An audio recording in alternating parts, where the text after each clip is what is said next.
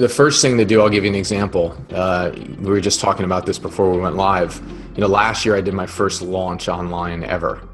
And so it was my first quote unquote product launch where I did an official launch. And when I launched that, it was my first one ever, but I said, we're going to do 7 figures on this launch. And it was setting a big goal. And for most people would look at it and say, well, that's aggressive for your first launch. And yes, it was aggressive for the first launch. But the first thing I did, step one, is I looked around at what the best were doing.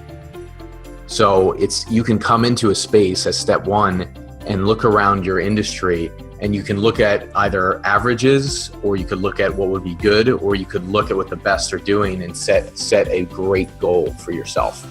And set a goal that's a little scary for yourself, and set a goal that challenges you. So number one is look around at what the best are doing, right? Because you can learn a lot from the best. That's step one. Step two is then you set a big goal that's going to challenge normal standards, and even it's going to challenge great standards.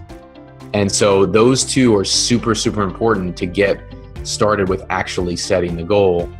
And when you do that, something happens. When I did it, I was like, it wasn't like $1 million or 7 figures was going to be our goal and we're going to try to get it. It was like setting it like it's done. And that's the important thing, the distinction of we're going to try and hit 1 million, or no, I'm setting this as if it's done. And I'm going to do whatever's necessary within my ethics and within standards and of course, rules to make sure that this thing happens. And it's knowing when you set that big goal as step one, or step two, you set the big goal by looking at the industry leaders in step one of who are the best, right? Use that as your benchmark. Step two, setting that big goal that you're scared about, but you're setting it as if it's done.